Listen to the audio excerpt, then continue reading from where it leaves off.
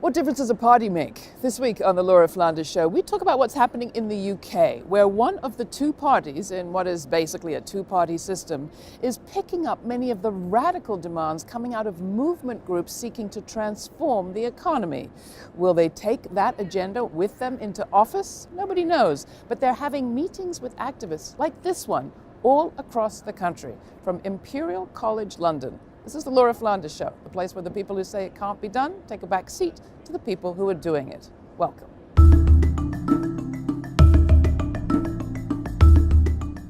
In June 2017, mainstream media predicted that the Labour Party would be crushed in the UK's general election. Instead, it won its best result in 20 years, getting more than 40% of the vote under the leadership of a lifelong socialist anti-war campaigner, Jeremy Corbyn. Corbyn didn't become Prime Minister, but he did come close to unseating Conservative Theresa May. After just 2 years as Labour Party leader, you could almost hear the reporters' surprise. Well, he has not won the election, but this has been a night of vindication for Jeremy Corbyn, defying his critics with Labour's best result for almost 20 years. It gives me great pleasure to invite the leader of the Labour Party, the person who's going to take us into number 10, Jeremy Corbyn. Last time we were here, I talked about the dire state of our economy under the Tories, and that was 2 years ago. And sadly, in the 2 years since then, things have got even worse.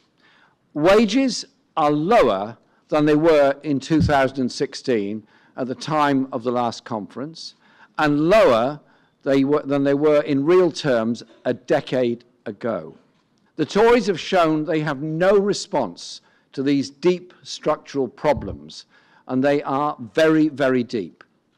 They continue instead to subscribe to the highly discredited theory that economic growth will mean trickle down and help those at the bottom. It didn't work under Thatcher, it isn't working under May. In terms of when we go into government as the Labour Party now is a social movement. It isn't a small party. We're the largest political party in Western Europe, 550,000 members and still growing. So we have a huge body of expertise. That party membership now isn't just mobilised to get the vote out at elections.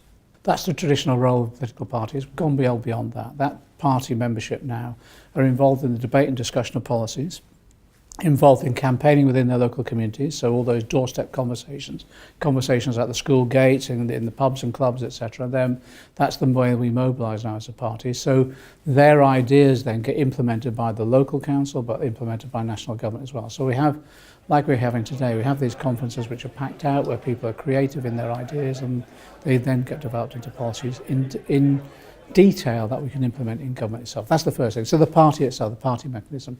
The second is that actually what we're trying to do now is make sure the party is completely opened out to the community. So our community meetings now, town meetings, etc., are not just for our party members but for everybody else. And we target particular groups as well, particularly those who are campaigning on particular issues, whether it's trying to save their health service or their local school. And again, we're saying to them, we're alongside the trade unions as well, what ideas have you got? How do you think we can tackle that particular problem? And by the way, we'll set up structures to enable you to take the decisions and implement those policies as well. That means reinvigorating local government in particular, but also looking at new structures too. We're here today at the State of the Economy conference organised by Labour. So Labour's thinking big about what the future of the economy looks like. My background's in campaigning for better trains. I was really frustrated at the effect that privatisation was having on passengers, on services, and I wanted to set up an organisation that would make the case for public ownership in a positive, forward-looking way. Labour's manifesto, which was this time a year ago, promised to bring water, energy, rail, Royal Mail into public ownership, and that's really, ignited a conversation in the UK about public ownership and what that means and how it could work and how we could get there. No one had any idea that Labour would do this turnaround, that they'd go from a personal perspective being, quite Blairite and wishy-washy and not really standing for anything and saying, well, whatever works is fine, to something where Labour is actually defending public services, the principle of public services, the idea that they should be owned by all of us. So the recent polling suggests 83% of us want publicly owned water, 77% for energy, 76% for the railway. So people really feel that these are things that should belong to all of us. Interest in public ownership may be gaining steam, but it's not new in the UK. Under Labour Prime Minister Clement Attlee, key British industries were nationalised in the 1940s, but they were sold back into private hands in the 1980s and 90s, and the trend towards privatisation continued until recently under both Conservative and Labour leaders, notably Tony Blair. Let us never forget this fundamental truth. The state has no source of money other than the money people earn themselves. If the state wishes to spend more, it can do so only by borrowing your savings or by taxing you more. And it's no good thinking that someone else will pay. That someone else is you. There is no such thing as public money. There is only taxpayers' money. Thatcher changed this country, but not irrevocably. Thatcher attacked what she called the culture of entitlement. The welfare state in this country meant you were entitled to have help if you needed it. She said no. She said, no, you don't need it, or if you need it, you have to go out and work for it, or if you can't work for it, you have to find it some other way. And she said there's no such thing as society, and she fundamentally undermined the welfare state. That was bad. But Blair came along and he carried it further. And he said that, for example, that women who didn't go out to work, who took care of their children, were workless. He really meant worthless, and people heard it that way. The fact that we have a radical leader, and a leader, this is of the Labour Party, who isn't just radical in terms of public ownership and a programme of redistribution. So not just his policy, but also his methodology and his whole demeanour is one not of, I'm going to do this for you. It's not, some people compare him to Attlee because Attlee had a sort of modesty, but Attlee was a civil servant, really. I'm a servant of the people, but I know what the people need. And all his advisors, Beatrice Webb and so on, they'd got contempt for the ordinary person being able to develop their own plans. Jeremy Corbyn, on the other hand, in a way, his whole political history has been about a belief in the capacities of the people, whether it's the local people fighting for nurseries in his constituency, or internationally his support for Kurdish people, Turkish people, Greek people, anybody facing oppression, because he believes that they, in resisting, they also know there is an alternative. So that means it's an opening as well as a hope, an opening for us, but also a requirement on us to participate and to make things happen. When the movement burst out, a couple of 3 years ago, we had to begin to rebuild what we had had before. Now people are thinking in much broader terms about more fundamental terms, not made by the state, but funded by the state and made by the population in the community. And I think that is definitely the way to go. And I think as you see it developing, it's women who are taking the lead. Hi. Laura Parker was Jeremy Corbyn's political secretary for 2 years before heading up the pro-Corbyn campaign group, Momentum. So what is Momentum? Tell everybody. So Momentum is a campaign group of 40,000 members and rising. It was born around the time of Jeremy Corbyn's first leadership campaign. And essentially, when he won, the several hundred, probably 1,000 people who'd helped him win decided that they should carry on campaigning. Would it be fair for US audiences to compare Momentum a little bit to the Our Revolution project that spun out of the Sanders campaign? Very much, in as much as I think, like the American experience, we've been bringing people back to politics. We've excited some people who weren't really in politics. We've re-energised people who'd been kind of hanging on in there, but maybe getting a bit disillusioned with party politics as they were. And we actually learnt a lot from the Sanders campaign. We had some Sanders volunteers over in the summer, last summer, around our general election in 2017. We've picked up some of their barnstorming techniques. We've talked to them about digital campaigning. There's been a bit of mutual support across the Atlantic, I would say. We've got not dissimilar party leaders, obviously, two old white dudes who, for some bizarre reason, have had this massive appeal to young and old alike. So we hear a lot about purges in the party and division, and people being expelled if they don't hold the party line as it is under Corbyn. Given that that's what some people may have heard, if they've heard anything about the Labour Party right now, what do you say? I think that's the established centres of power feeling very uncomfortable about this change. I think I've repeatedly said it's the oldest trick in the book. If you can't defeat the message, if you can't win the political argument, attack. I mean, the Labour Party has got 570,000 people in it. Yeah, there are probably a small number of hardliners.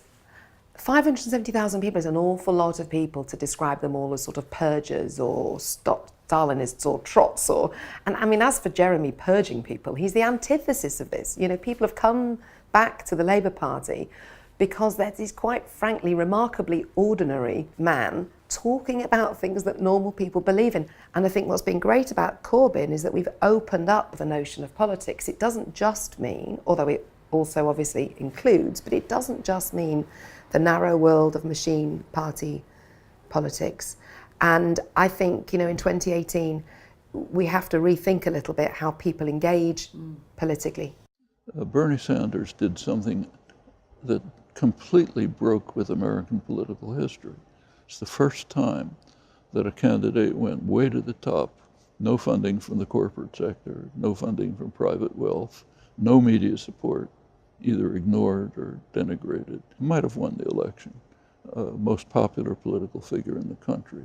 He talked about socialism, but it meant New Deal, welfare state capitalism. Corbyn's the same. The parliamentary Labour Party is dedicated to killing him.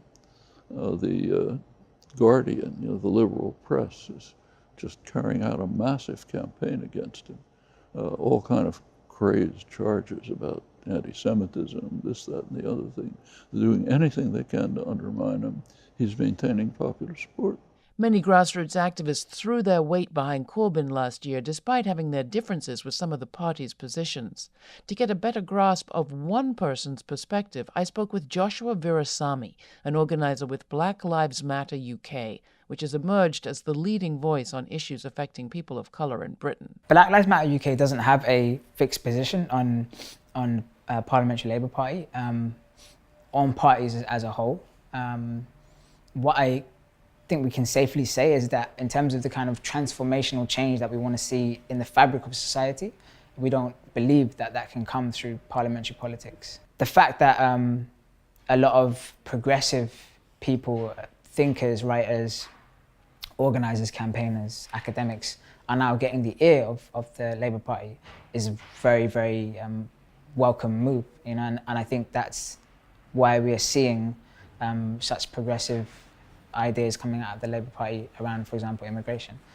In terms of the criminal justice system, it's a real lackluster approach, you know, because in this country, what we have is a deeply entrenched classist and racist issue and sexist issue across the criminal justice system, where the disproportionality at times is higher than you have in the USA. The statistics are there, but I don't know why the Labour Party isn't able to, or feels confident to kind of take these on and champion these arguments, you know, because this is the communities who vote for them. When the next general election comes and Corbyn's candidacy is there, I will 100% be in the streets canvassing for him, campaigning for him, and for all the MPs who I believe in the Labour Party. The question is not about being wholly on the outside, it's about making sure that you can move the Labour Party further leftwards and make it more progressive and make it more inclusive. I'm a Lewisham councillor and joined Labour in 2015 to vote for Jeremy Corbyn as party leader. Young activists like Sakina Sheikh, who organised on trade issues as a student, are now getting involved in party politics. I've always been interested in the world around me, fascinated by political events. My family actually encouraged me to go into dentistry when I was younger. I think immigrant families or migrant families, they have survival in their system, in their DNA.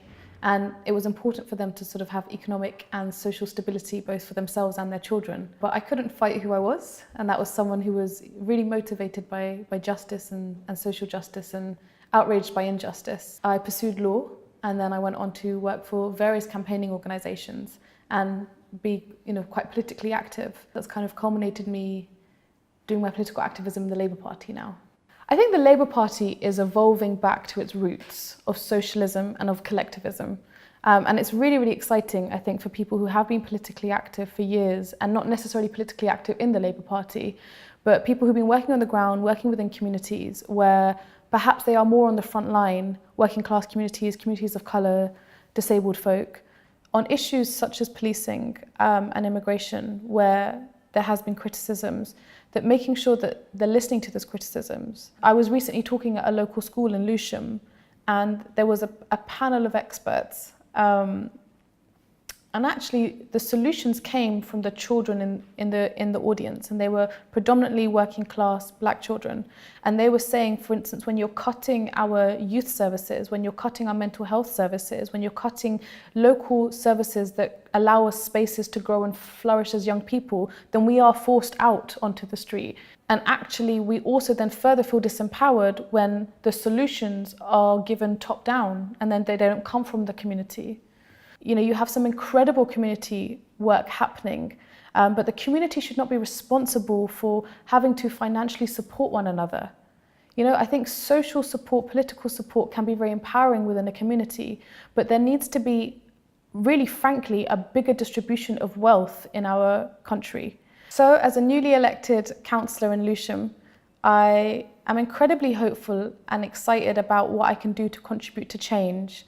I can see change coming and happening already in the way that the Labour Party is moving. I've seen a real mesh of, you know, that space, that divide, that gap between political activism and political institutions become merged, and that's really, really exciting because that's where power really begins to transform for the many and not the few, to use a phrase you might have heard. In short, it's what we said in the election, an economy that works for the many, not the few. Thank you very much. After hearing so much about the man, I finally got a chance to sit down with Jeremy Corbyn. So let's start where you ended. First, thank you so much for taking some time with us. It's a real pleasure and an honor. We've been traveling a lot and hearing a lot of fears. People are afraid for their lives, for their jobs, for their families, war, environment. Do you share those fears, and what are yours?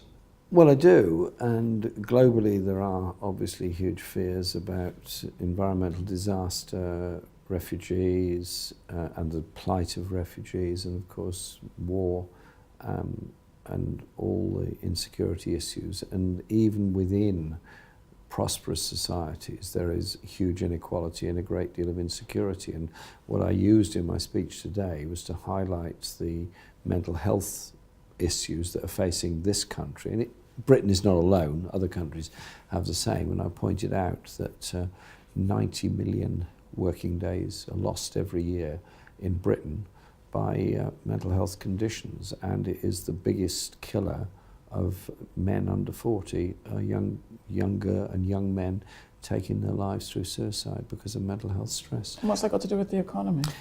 Quite a lot, because much of the stress is related to either poverty, desperate poverty, or debt, or insecurity, or frozen wages, or reducing wages. And we have a phenomena of increasing use of food banks in Britain, which are a way of people getting some food by people who are already in work. And so we've come across situations where nurses working in our National Health Service have to use a food bank in order to survive, and they're in work in the health service. What we're doing is saying we would set up a national investment bank, 500 billion over 10 years, and that would be an investment in crucial infrastructure across the UK. Major railways particularly, but also broadband and access like that. But it's also about the regional investment, because what we have in Britain, as you have in the USA, as you have in every part of the world, is an incredible imbalance of what goes on. So you look at the USA, where you've got big economic growth in some parts of California, big economic growth in some parts of the East Coast. Other areas, like the Great Lakes region, you've got huge social dislocation problems because of loss of jobs in the motor industry and the steel industry. Unless you have a combination of a national aspiration to have good communications and good infrastructure, and you have a determination to invest locally, then you're not going to solve the problem. But if you just say to a global corporation, you come in and do something for us, where are the profits going to go? Are they going to stay in Cleveland, or are they going to head off to possibly a tax haven somewhere? So is there still a And place? tax havens are always in hot places, it seems. Is there still a place for redistribution, taxation, that part of the traditional Labour model? Yes, of course. And what we've said is that we would increase corporate rates of taxation for the biggest corporations to 26%. At the moment, it's much lower than that.